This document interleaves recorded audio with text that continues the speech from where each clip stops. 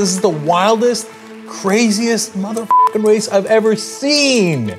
We have 16 Republican candidates. What are we gonna do? Not make brackets? Let us whisper of a dream. Wait a minute! All of a sudden, here comes Bernie! Good night and good luck, everybody. These are the two most unpopular candidates we have ever had in our nation's history. Jesus Christ, there is significant boos every time Hillary Clinton's name is mentioned. Everyone I know is voting for her out of fear. We're kind of hardened because we've been to many, many Trump events and we've seen some shit. What happened to your rights? They've been taken away by Obama! Chris Christie looked like he was looking at Donald Trump's hair like it was cotton candy. That's right. Get him out. Get him out. It's political game. They don't care about lives. Bow your head. This is what we mean by the establishment press. Do you trust the establishment media? Yeah, no. God, we have a good time on this show. What else are you gonna watch? Anything can happen on election night on the Young Turks. Hello, everyone.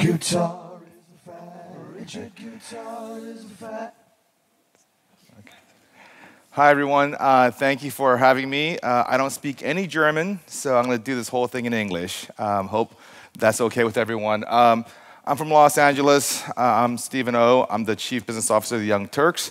So the speaker before me is from Google, and the speaker after me is from CNN, two giant companies. I'm going to tell you a story about how a very, very small company like the Young Turks got started and where we are today. So we see ourselves as the network for the new generation, the digital generation. And right now we have over 300 million views on YouTube, Facebook, Twitter, Amazon, and all the leading digital platforms. We're an entire network. We're mostly known for our news and politics show, but we also have shows on sports and lifestyle, gaming, technology, and entertainment. So let's get to the main show that we have, the Young Turks. So what is a Young Turk? Why is it called that? Well, our founder and CEO and the main host, Cenk Uygur, is of Turkish descent. But more importantly, the name signifies a group of young people looking to overthrow the establishment. And that's really the way we see ourselves. We see ourselves as outsiders looking to disrupt the bigger insiders, the ones who have the money and the power and the longevity of a certain business. And we want to challenge the establishment, challenge the status quo, challenge conventional wisdom, and challenge ourselves to be better at what we do. So right now, we are the leading online news show in the world. We have over 100 million views each month. And we have, over our lifetime, 3.8 billion views, 3.5 million subscribers, many millions of unique viewers each month all over the world. Who knows this guy? Does anyone know who this is? So some say he is a soulless coward. Others say he is the most powerful moron in the world. I say they're great points from both sides. But he is the President of the United States, and he has made the news business very, very interesting, as he would say. The news business is thriving, at least in the US. New York Times, their subscription is way up. CNN ratings are way up. Everyone's ratings are up, and so are ours. And we've benefited from having, unfortunately, an entertainer and not a statesman as our leader. And on election day, we did a 12-hour live stream.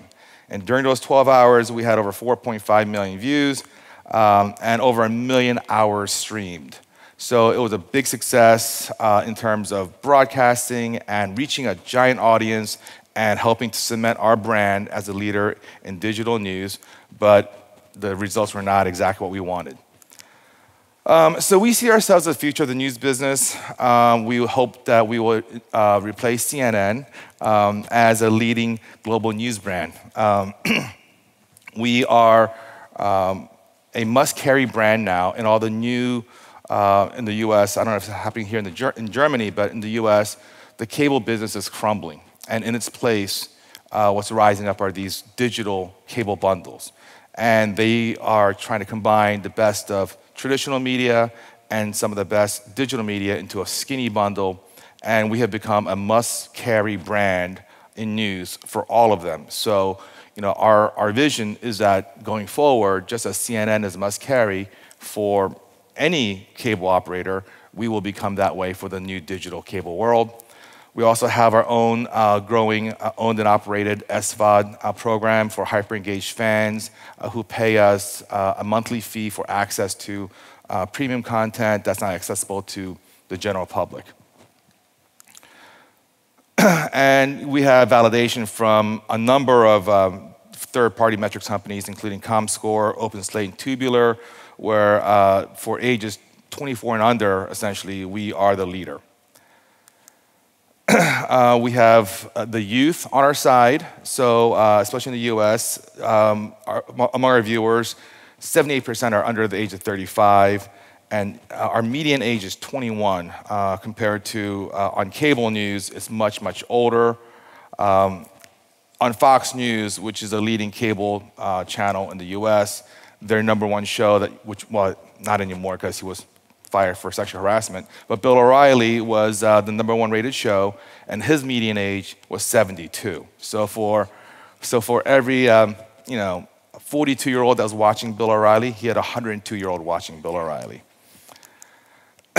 And our audience, it's the audience that you want if you're an advertiser or anyone else. They're affluent, well-educated, young. They consume a lot of content on mobile. And over the years, we have won basically every digital award possible, from the Streamies to the Webbies, Mashable Awards, and everything else. So things are looking great for us right now, but we had very, very humble beginnings. In 2002, we launched in Jank's living room with $20,000, and it was just a radio show. We had $20,000 to buy some equipment so we can broadcast over the air, but we had a marketing budget of zero. We had a technology budget of zero.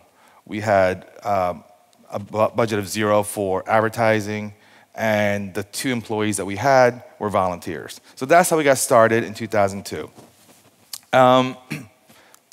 So how do we grow from that very humble beginning to where we are today? And I would argue that it's a couple of things. First, it's the authenticity of our programming. And what I mean by that is we don't have beautiful people looking perfect, sitting in front of the camera, delivering a perfectly scripted program. That's not what we do. Our hosts are rough.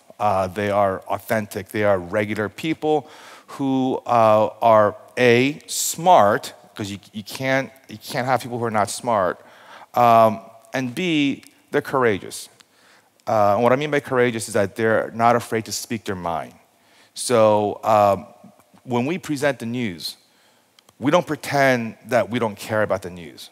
In the US, we would have oftentimes robotic anchors talking about very important issues without any emotion. So, sadly, not too long ago, we had a crazy person with a gun kill 26-year-olds in a school. And, news anchors are supposed to deliver that news content and just basically deliver the facts. We deliver the facts, but what we do is we also deliver opinion. We deliver commentary, we deliver analysis, and we deliver a sense of outrage and frustration at the situation in the US where we have so many lives lost to gun violence. So we don't believe that anchors, news anchors, should hide the way they feel. They should connect with the audience, and if they feel impassioned by a news story, we give them the green light. We give them the authority to display that. And that's one thing that really connects with the audience. The other thing that we did, building essentially what was then a YouTube channel, was constancy. So everyone in the digital news business, they're looking for viral hits. They get very excited about having a video that goes viral. It has 10 million views, 20 million views, and they get very... To us, that's nice, and of course you need that, and it's a nice feather in your cap that tells you that you're doing exciting things, but we really see value in being constant and delivering news videos day after day after day. rather than just looking for these big hits. And having a sense of community and reliability with the audience. And the thing that really, I think, put us on the map is that we have an audience-first strategy. That means advertisers don't matter to us. Corporate agenda doesn't matter to us. What the important politicians in Washington think don't matter to us. We care about the audience. I don't know if anyone has seen the movie Gladiator. It's one of our favorite movies, mine and Jenks. And there's a scene in there where Russell Crowe, he is a slave fighting in the gladiator pits. And Proximo, who owns him, says, if you win the audience, you win your freedom. And we think that applies to a startup company like ours that is trying to get into the news business. If you win the audience, if you have them on your side, everything else comes later. So we didn't want to create content that is quote unquote advertiser friendly. We didn't want to water anything down. We didn't want to compromise our coverage for access to politicians who won't come on our channel because they know that when they do, they will get grilled. So we always put the audience first, and that has really provided, or rather proved dividends for us over the long term. And what we've done is we've empowered the audience. So over the years, the audience has done crazy and amazing things for us. So in 2009, MSNBC had an opening when Keith Olbermann, one of the most popular anchors, left the show.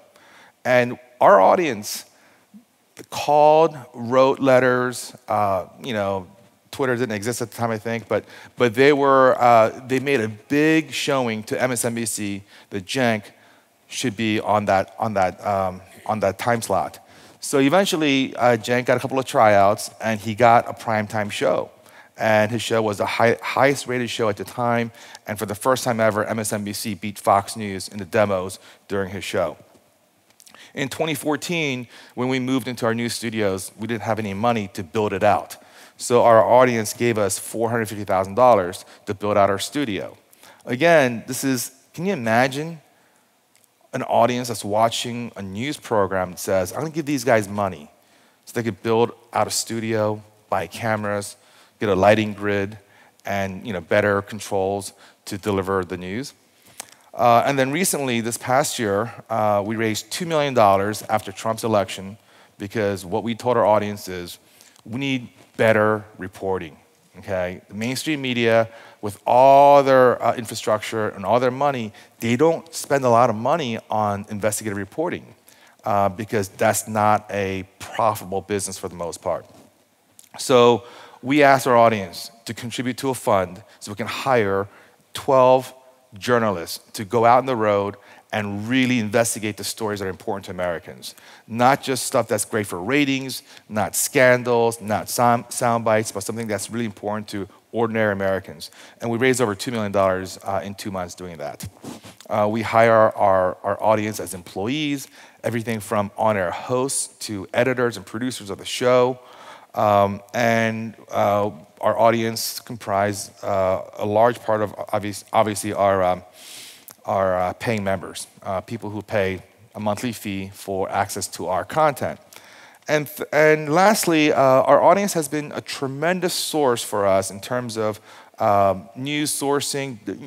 They tweet us, they email us, they send us stories that are out there, that are important, that we should be covering. And as a result of that, we were out there covering the North Dakota Access Pipeline protests. We're in Flint, Michigan with the water crisis, but also in other parts of the country with similar crises. They do a great job of fact-checking. If we ever get something wrong on air, they instantly tell us that we got something wrong, and we self-correct on the spot.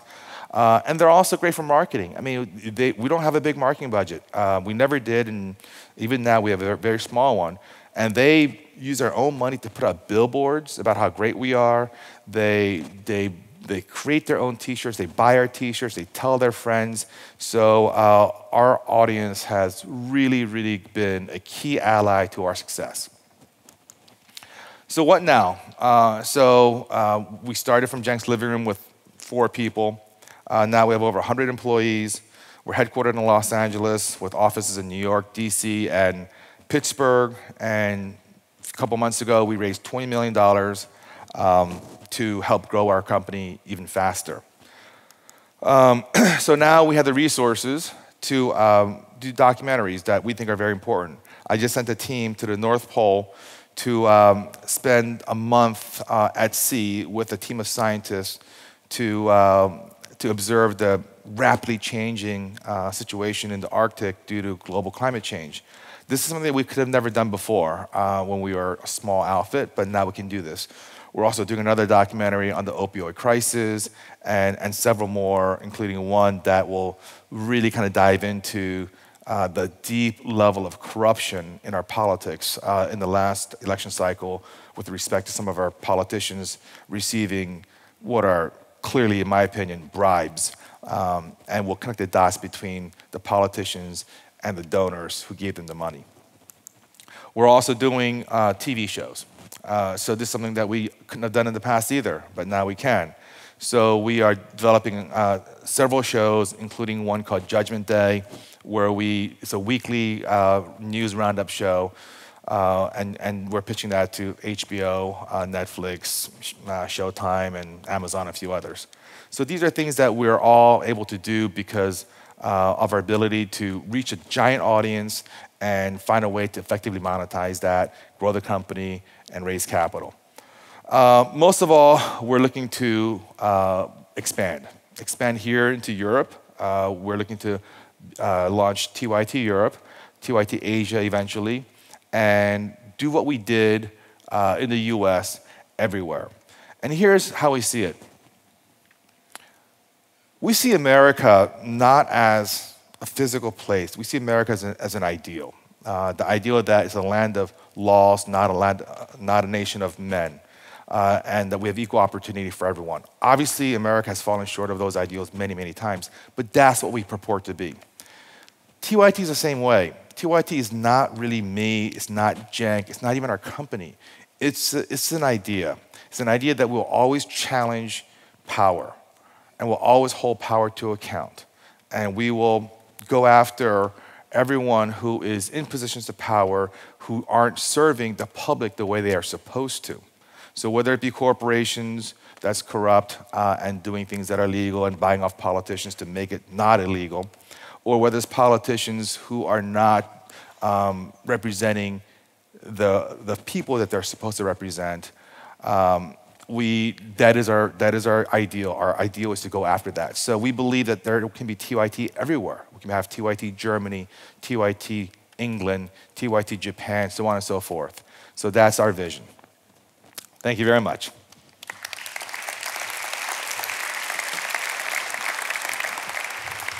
Steven, Yes. I have a question left. Yes. So when will the Young Turks start in Germany exactly? Hopefully in 2018. Okay. Yes. Okay, thank you. All right. Ja, Thank you. 2018, das ist eine Ansage. Dankeschön an Steven O.